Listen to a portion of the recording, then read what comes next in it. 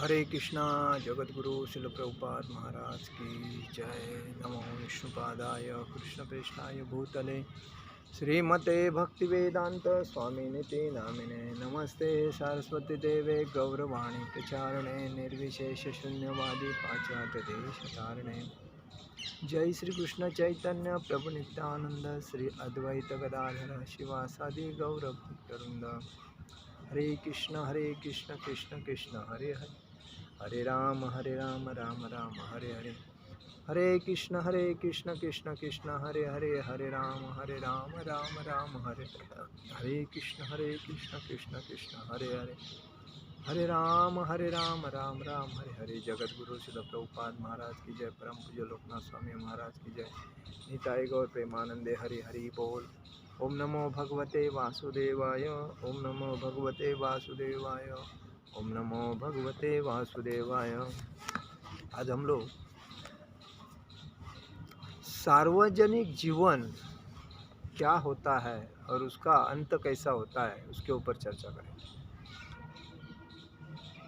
सार्वजनिक वाहन जैसे ही रेल के डिब्बे में कुछ अज्ञात मित्रों से हमारी भेंट होती है और हम साथ में बैठते हैं तथा थोड़े समय के लिए उसी वाहन के सदस्य बन जाते हैं, परंतु एक निश्चित समय में हम अलग भी हो जाते हैं और यह भी संभव है कि भविष्य में हमारी कभी भेंट भी नहीं होती है। उसी प्रकार जीवन के लंबे निवास में हमें इस तथाकथित परिवार, देश अथवा समाज में बैठने का अस्थायी स्थान दिया जाता है, परंतु जब हमारा समय पूर्ण हो जाता है तब हमें अनिच्छापूर्वक एक दूसरे से अलग होना पड़ता है और भविष्य में हमारी फिर कभी भेंट नहीं होती है। हम जीवन की अस्थायी व्यवस्था और उन अवस्थाओं में स्थित हमारे मित्रों से संबंधित अनेकानेक प्रश्न पूछते हैं, परंतु जो गृहमेधी है वह स्थायी स्वभाव वाली वस्तुओं के बारे में कभी प्रश्न नहीं करता तथा हम यथारूप स्थायी स्वभाव जाने बिना ही विभिन्न अंशों में नेता बनकर स्थायी योजनाएं बनाने में व्यस्त रहते हैं। अभी इसमें क्या बताया है, हम लोग कभी कभी प्रवास करते हैं। देखो, ट्रेन से प्रवास करते हैं, विमान से प्रवास करते हैं और रिक्शा से प्रवास करते हैं। प्रवास करने के बाद हर व्यक्ति को कहाँ तक तो जाना है, उसका एक स्टेशन है, वहाँ जाके वो उतरता है। कहने का मतलब है हम इस धरती पे, हम लोग इस संसार में आए हैं, वो भी हम लोग एक प्रवासी हैं और हर व्यक्ति प्रवासी बन के यहाँ से वहाँ चलता है और बाद में कोई अचानक गिर के जाता है, कोई हार्ट अटैक से जाता है, कोई एक्सीडेंट से जाता है, कोई सोते सोते ही जाता है। तो ऐसा अनेक लोगों का अपना अपना टाइम होने के बाद निकल जाते हैं और हम लोग बोलते हैं अरे कल तो अच्छा था, हमारे से बात करके गया, अभी अचानक हो गया ना, अरे रे। लेकिन ये जब सबको मालूम है हमने जन्म लिया है तो हमारा मृत्यु होने वाला है और मृत्यु होने के बाद हमें वापस जन्म मिलेगा, तो मृत्यु होने वाला है ये अगर मुझे मालूम है तो मैं भगवान की भक्ति क्यों ना करूं। क्योंकि ये भगवान ही कहते हैं, जब परीक्षित महाराज को मालूम पड़ गया कि एक ब्राह्मण के पुत्र ने उनको शाप दिया कि तुम 7 दिन के अंदर सर्प काट के मरने वाले हो, तो उनको जब मालूम पड़ गया 7 दिन के बाद मैं मरूंगा, तभी उन्होंने सीधा अपना राज का त्याग करके सीधा गंगा नदी के तीर जाके बैठ गए, भगवान का नाम स्मरण करते। तभी उधर आए कौन, सुखदेव गोस्वामी, और उन्होंने उनको पूरी कथा बताई। तभी उन्होंने उनसे अलग अलग प्रश्न पूछे और भगवान के बारे में उन्होंने सब कुछ पूछा। वही महाभारत रामायण में लिखा है, महाभारत में, भगवद गीता में, सब स्कंद में लिखा है, श्रीमद् भागवतम स्कंद में। कहने का मतलब क्या है कि हमें मालूम है कि हमारा मृत्यु होने वाला है, लेकिन मृत्यु होने के बाद भक्त अगर होता है, कृष्ण भक्त, तो भागवत धाम हमका जाएगा। अगर वो कृष्ण भक्त नहीं है, अगर कृष्ण भक्त नहीं है, वो खाली ऐसा ही व्यक्ति है खाली बोलते हैं मैं भक्ति नहीं करता हूँ बराबर, खाली ऊपर ऊपर से भगवान का नाम पढ़ता। तो भगवान का नाम लेता है तो वो ठीक भी है, लेकिन भगवान का अगर भक्त है तो वो भागवत धाम जाएगा। अगर ऊपर ऊपर भक्ति करता है तो कम से कम भागवत नहीं धाम जाएगा, तो कम से कम अमीर के घर में तो जन्म होएगा उसका।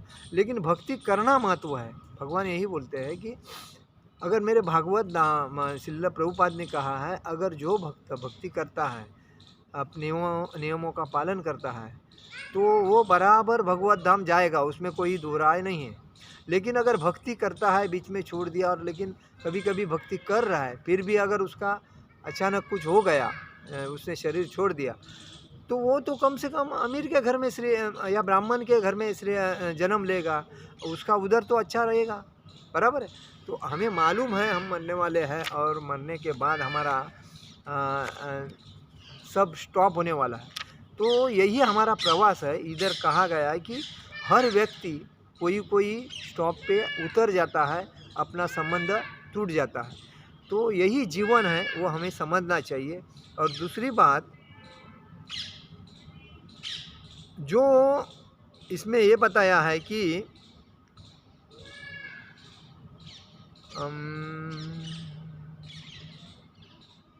हाँ, गृहमेधी का अर्थ यह है कि गृहस्थ जीवन जो जीता है उसको सब मालूम है, वो ज्ञानी है और उसको मालूम है मुझे क्या करना है। वो ज़्यादा प्रश्न सवाल पूछता नहीं, वो बराबर भगवान की भक्ति करेगा, अपना जो काम जो भगवान ने अपने को दिया है वो करेगा और अपना आनंद से रहेगा। वो किसी के पीछे लगेगा भी नहीं।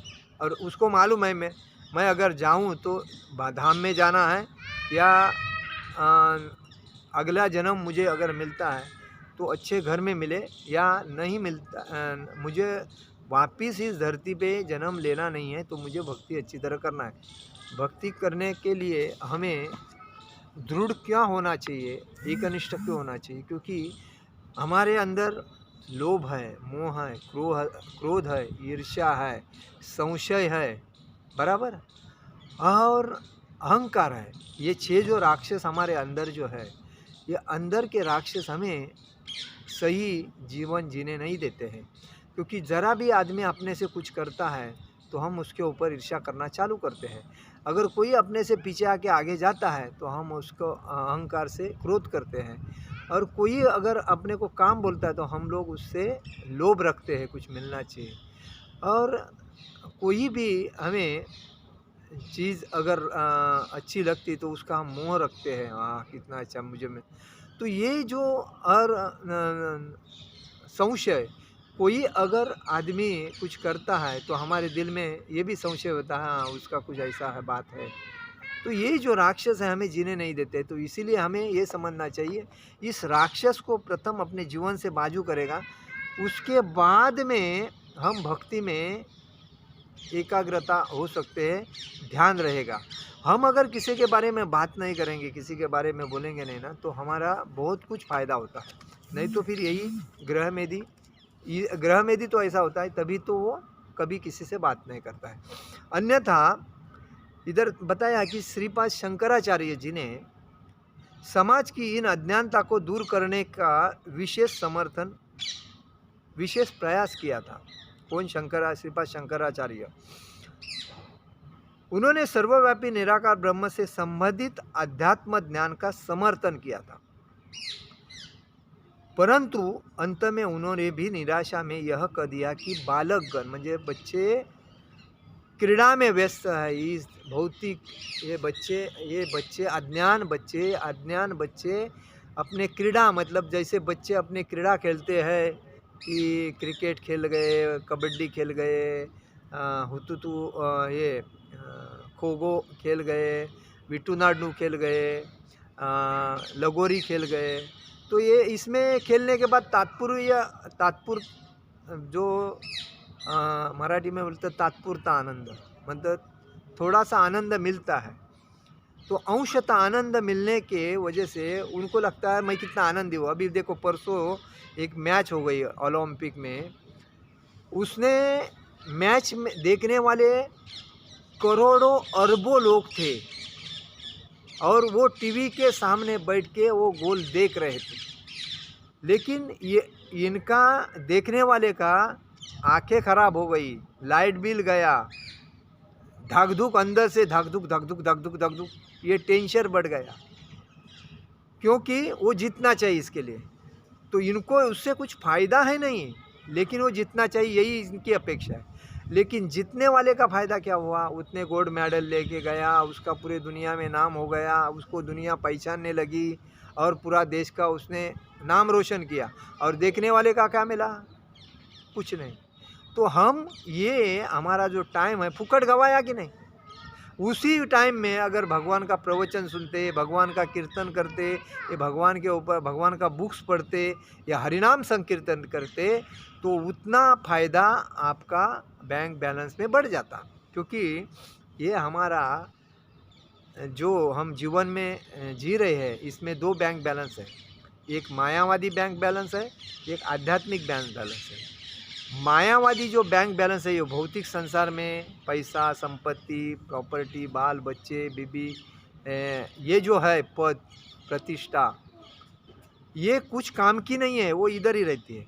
लेकिन आध्यात्मिक बैंक बैलेंस में जितनी भी भक्ति का आप प्रचार करोगे, भक्ति के भगवान के नाम का चैंटिंग करोगे, भगवान का नाम का संकीर्तन करोगे, उतना आपकी भक्ति बढ़ती जाएगी। और बढ़ती जाने के बाद आप जब जाओगे यहाँ से शरीर छोड़ के, तभी आपका नॉन स्टॉप, यहाँ किधर रुकने का नहीं है। डायरेक्ट कहाँ जाओगे? डायरेक्ट भगवत धाम जाओगे, भगवान के धाम में, जहाँ भगवान कोई भी चीज़ की आपको तकलीफ नहीं है, सब कुछ रेडीमेड है। उसे गोलोक धाम बोलते हैं। तो वहाँ जाए तो उसके लिए क्या करना पड़ेगा? तो भक्ति करने पड़ेगी। लेकिन लोग क्या करते हैं? भक्ति को टाइम नहीं बोलते। अरे यार, मरने के लिए टाइम नहीं है, तो ये भक्ति कहाँ से बोल रहा है? इधर इतना प्रेशर है, बॉस ने इतना टारगेट दे के रखा है, क्या करूँ यार, रात को नींद नहीं आती।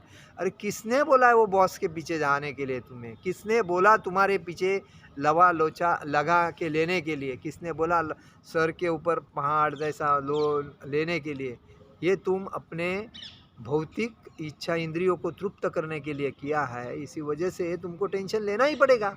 अगर देखो इस समाज में और इस कोई अगर आदमी सुखी है तो वो कौन है?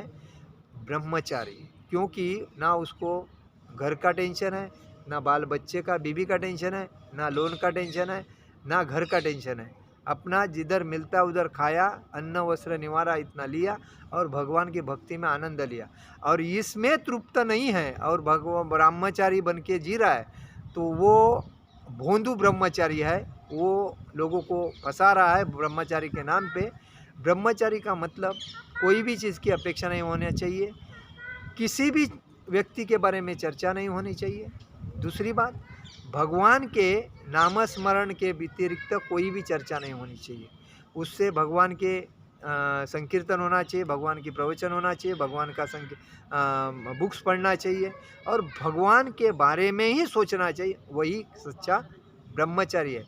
गृहस्थ भी ऐसे है जो खुद को ब्रह्मचारी के लेवल में लेके चलते हैं, लेकिन वो किसी से बात नहीं करते। अपना भक्ति, अपना घर, अपनी भक्ति, ये होता है ब्रह्मचारी का रूप। तो कहने का मतलब है, इधर श्रीपाद शंकराचार्य ने भी इस समाज में सब कुछ लोगों को शांति करने के लिए, सुखी करने के लिए प्रयत्न किया। लेकिन लोग जब उन्होंने बात बताई, तब लोगों को जब बताया तो लोग नहीं सुने।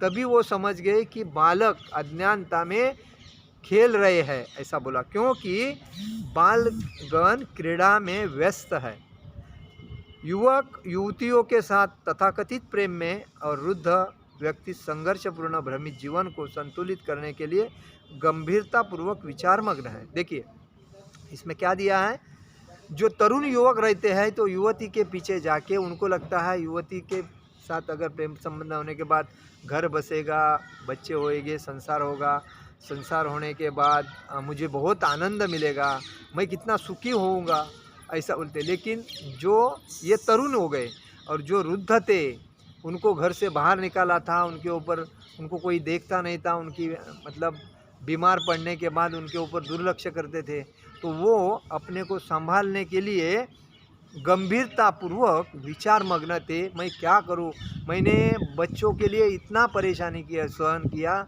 इतनी सब कुछ इच्छाएं तृप्त की बच्चों की, लेकिन आज मेरी परिस्थिति ऐसी है, ना घर का ना घाट का।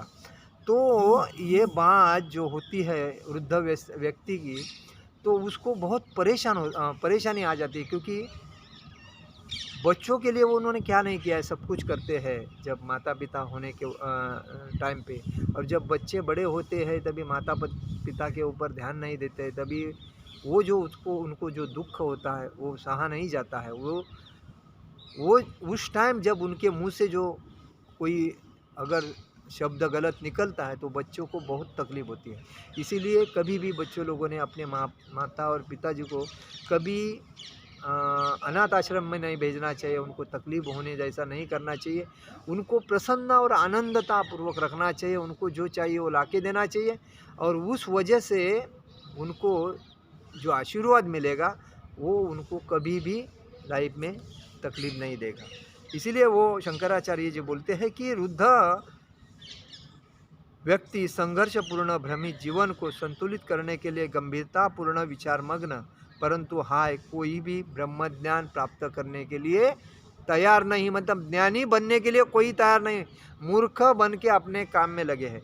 परम सत्य के विषय में विवेकपूर्ण ढंग से जिज्ञासा करने के लिए कोई भी तत्पर नहीं। इसीलिए भगवत गीता में कहा गया है कि 99.99% लोग इस समाज में मूर्ख है, क्योंकि वो भक्ति के मार्ग को नहीं स्वीकारते हैं, जो भक्ति का मार्ग नहीं है उसको स्वीकारते हैं। इसीलिए शंकराचार्य यही कहते हैं कि उनको ब्रह्म ज्ञान और परम सत्य के विषय में विवेकपूर्ण ढंग से जिज्ञासा करने के लिए वो तत्पर, मतलब ज्ञान प्राप्त करने के लिए तत्पर नहीं है। श्री सुखदेव गोस्वामी ने जिनसे महाराज परीक्षित ने निर्देश देने के लिए प्रश्न किया था, राजा की विवेकपूर्ण जिज्ञासाओं का यथाचित उत्तर इस प्रकार दिया। सुखदेव गोस्वामी ने परीक्षित महाराज को बताया, परीक्षित महाराज ने उनको जब प्रश्न पूछा था तभी सुखदेव गोस्वामी ने उनको उत्तर दिया, तस्माद् भारत सर्वात्मा भगवान ईश्वरो हरि, श्रोतव्य कीर्ति तत्वच्च स्मर्तव्येच्छ तथा भयम। हे राजा भरत के वंशज, प्रत्येक नश्वर मनुष्य का यह कर्तव्य है कि वह पूर्ण पुरुषोत्तम भगवान के विषय में जिज्ञासा करे, श्रवण करे, कीर्तन करे और उनके स्वरूप का ध्यान करे, जो सर्वाधिक आकर्षक पुरुष है, क्योंकि वे सर्वेश्वरीय पूर्ण है। भगवान श्री कृष्ण सर्वाधिक आकर्षक है और सर्वेश्वरीय पूर्ण है, और उनको इसीलिए हरि कहा जाता है, क्योंकि वे केवल जीवात्मा को बद्धावस्था से मुक्ति दिला सकते हैं। मतलब हरि क्यों कहते हैं, क्योंकि जो जीव है उसको ज्ञानी बनाने के लिए वो, और ज्ञानी बना के उनको मुक्ति दे सके, इसीलिए उनको हरि कहते हैं। यदि हम इस संसार से मुक्त होना जाने इच्छा रखते हैं तो हमें परम सत्य भगवान के विषय में अवश्य ही युक्ति संगत जिज्ञासा करनी चाहिए, जिससे वे हमें जीवन में पूर्ण स्वतंत्रता प्रदान करने की कृपा करें। कहने का मतलब यही है कि हमें भगवान के नामों का स्मरण करना चाहिए, उनका कीर्तन करना चाहिए और उनके स्वरूप, देखिए इधर दिया क्या, जिज्ञासा करे कि श्रवण करे, कीर्तन करे और उनके स्वरूप का ध्यान करे, लीलाओं का ध्यान करे। यही है बात कहने का मतलब।